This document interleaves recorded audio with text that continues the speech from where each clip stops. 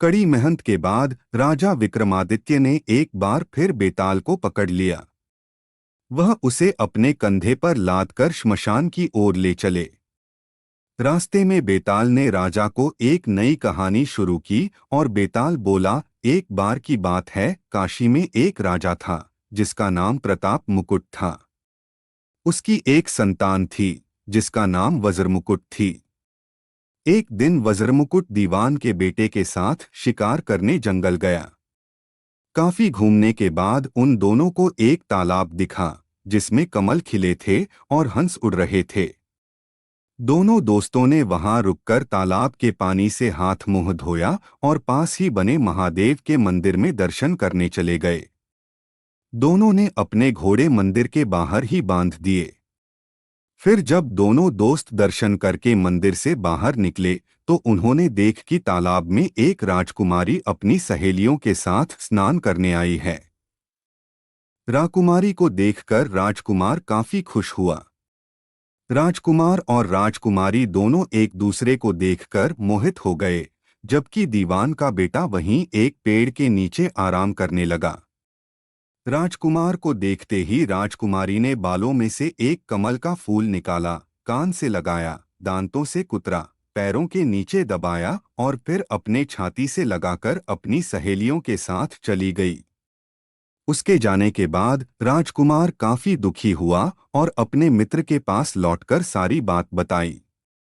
राजकुमार बोला, मैं राजकुमारी के बिना नहीं रह सकता हूँ, लेकिन मुझे इस राजकुमारी के बारे में कुछ भी नहीं पता है। वह कहाँ रहती, उसका नाम क्या है? दीवान के बेटे ने सारी बातें सुनी और राजकुमार को दिलासा देते हुए बोला, राजकुमार, आप घबराइए मत। राजकुमारी ने सब कुछ बताया है। आश्चर्यचकित होते हुए राजकुमार ने पूछा, वो कैसे? दीवान के बेटे ने राजकुमार को बताना शुरू किया कि राजकुमारी ने कमल के फूल को बालों से निकालकर कानों से लगाया, यानी राजकुमारी का कहना है कि वह कर्नाटक से है। दांत से फूल को कुतरा, मतलब उनके पिता का नाम दंतावट है। फूल को पाँव से दबाने का मतलब था कि राजकुमारी का नाम पद्मावती है, और फूल को सीने से लगाने का मतलब था कि अब आप उनके हृदय में बस चुके हैं। यह सब सुनते ही राजकुमार बहुत ज्यादा खुश हो गया। खुश होते हुए राजकुमार ने दीवान के बेटे से कहा कि मुझे कर्नाटक जाना है, मुझे वहां ले चलो। दोनों दोस्त कई दिनों तक घूमते फिरते कर्नाटक पहुंचे। जब वो दोनों राजमहल के निकट पहुंचे तो उन्हें एक चरखा चलाती बुजुर्ग महिला दिखी। महिला को देखते ही दोनों घोड़े से उतरे और उसके पास जाकर कहा, माई, हम दोनों व्यापारी हैं, हम बहुत दूर से आए हैं। हमारा सामान अभी तक आया नहीं है, कुछ दिनों में हमारा सामान भी पहुंच जाएगा। हम दोनों को बस रहने के लिए थोड़ी सी जगह चाहिए। उनकी बातें सुनकर बुजुर्ग महिला की ममता जाग उठी। उसने कहा, बेटा, इसे अपना ही घर समझो। जब तक मन करे यहाँ रह सकते हो। इसके बाद दोनों उसके घर में रहने लगे। इसी बीच दीवान के बेटे ने उस महिला से पूछा, आप क्या काम करती हैं माई? आपके यहाँ कौन कौन रहता है? आप कैसे अपना गुजर बसर करती हैं? इन सारे सवालों का जवाब धीरे धीरे उस महिला ने देना शुरू किया। उसने कहा, मेरा एक पुत्र है जो राजा के यहाँ नौकरी करता है। मैं राजा की पुत्री पद्मावती की दासी थी। बूढ़ी हो गई हूँ, इसलिए घर में ही रहती हूँ। महाराज खाने को दे देते हैं और पूरे दिन में एक बार राजकुमारी से मिलने चली जाती हूँ। इतना सुनते ही राजकुमार ने बूढ़ी औरत को कुछ धन दिए और राजकुमारी तक संदेशा पहुँचाने को कहा।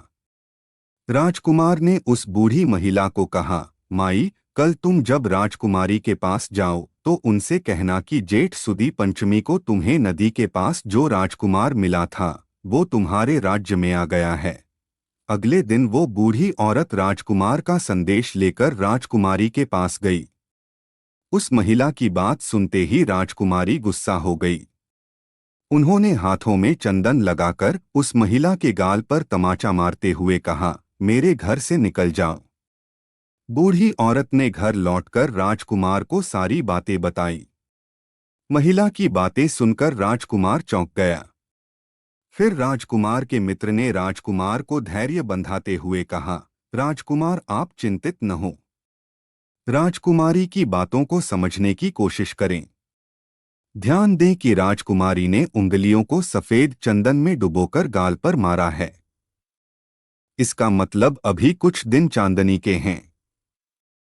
उनके खत्म होने के बाद अंधेरी रात में मिलूंगी। कुछ दिनों बाद बूढ़ी महिला फिर राजकुमारी के पास संदेशा लेकर पहुंची।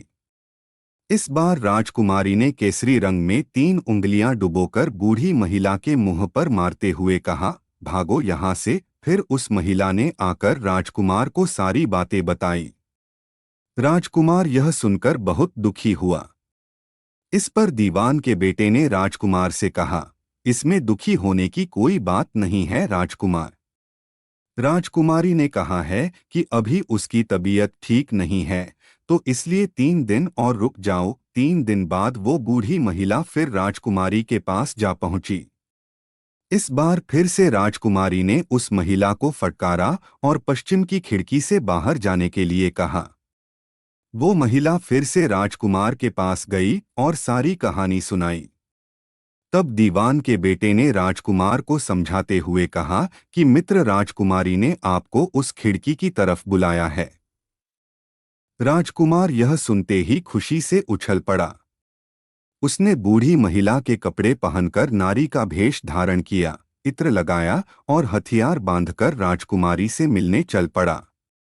राजकुमार महल पहुंचा और खिड़की के रास्ते राजकुमारी के कमरे में पहुंच गया। राजकुमारी वहां पर तैयार थी और राजकुमार का इंतजार कर रही थी। राजकुमार जैसे ही कमरे में गया, उसकी आंखें खुली की खुली रह गईं। राजकुमारी के कमरे में कई महंगी चीजें रखी थीं। रात भर राजकुमार और राजकुमारी साथ ही रहे। फिर जैसे ही दिन निकलने को आया, राजकुमारी ने उस राजकुमार को सबसे छिपा दिया। जब रात होने लगती तो राजकुमार बाहर आ जाता। इस तरह करते करते कई दिन बीत गए। फिर अचानक राजकुमार को अपने दोस्त की याद आई। राजकुमार को अपने दोस्त की चिंता हुई कि पता नहीं उसका दोस्त कहाँ होगा, कैसा होगा और उसका क्या हाल हुआ होगा। राजकुमार को दुखी देखकर राजकुमारी ने राजकुमार के दुख का कारण पूछा। उसके बाद राजकुमार ने राजकुमारी को अपने मित्र के बारे में बताया। राजकुमार ने कहा, वह मेरा बहुत अच्छा और चतुर दोस्त है। उसी के वजह से मैं तुमसे मिल पाया हूँ। यह सुनने के बाद राजकुमारी ने राजकुमार को कहा, मैं तुम्हारे दोस्त के लिए स्वादिष्ट भोजन बनवाती हूँ। तुम उसे भोजन कराकर और उसे समझाकर वापस आ जाना। फिर राजकुमार खाना लेकर अपने दोस्त के पास पहुंचा। दोनों मित्र लगभग कई महीनों से नहीं मिले थे। मिलने के बाद राजकुमार ने अपने मित्र को सारी बातें बताई। राजकुमार ने कहा, मैंने राजकुमारी को तुम्हारी चतुराई के बारे में बताया। राजकुमारी ने तुम्हारे लिए भोजन भिजवाया है। यह सब सुनकर दीवान का बेटा सोच में पड़ गया। उसने राजकुमार से कहा कि यह तुमने ठीक नहीं किया। राजकुमारी समझ गई है कि जब तक मैं तुम्हारे साथ हूं, तब तक वह आपको अपने बस में नहीं रख सकेगी। इसलिए उन्होंने इस खाने में जहर डालकर भेजा है। यह कहते ही दीवान के बेटे ने उस खाने से एक लड्डू लेकर सामने बैठे एक कुत्ते को दिया। लड्डू खाते ही कुत्ते की मृत्यु हो गई। यह देखते ही राजकुमार को बहुत बुरा लगा।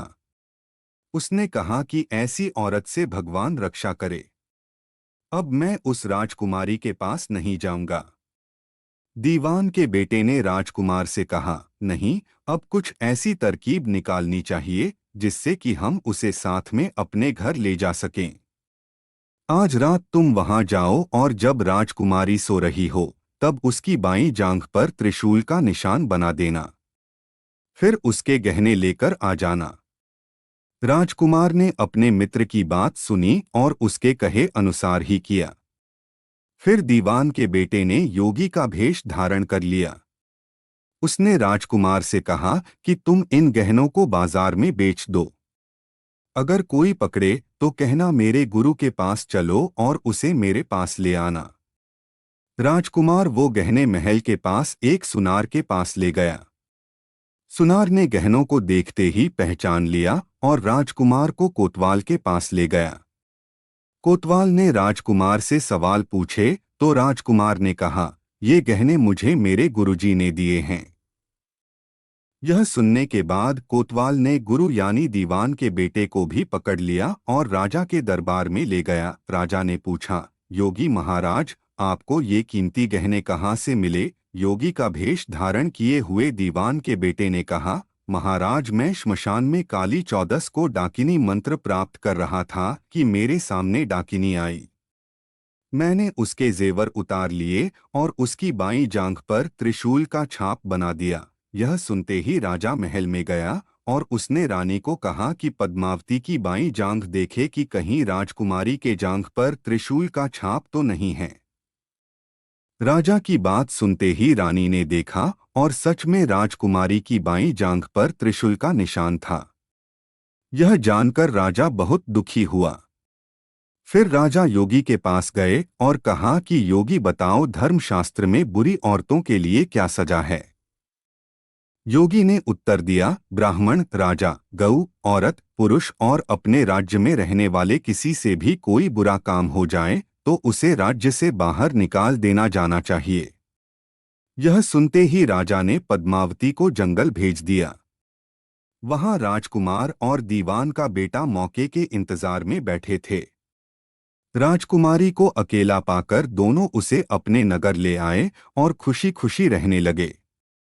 कहानी खत्म हुई और हर बार की तरह एक बार फिर बेताल ने विक्रम से पूछा, तो राजन बताओ, इस कहानी में पापी कौन है? जल्दी बताओ राजन, वरना तुम्हारे सिर के टुकड़े टुकड़े कर दूंगा। विक्रम ने उत्तर देते हुए कहा, पापी राजा था, क्योंकि दीवान के पुत्र ने अपने मालिक का काम किया।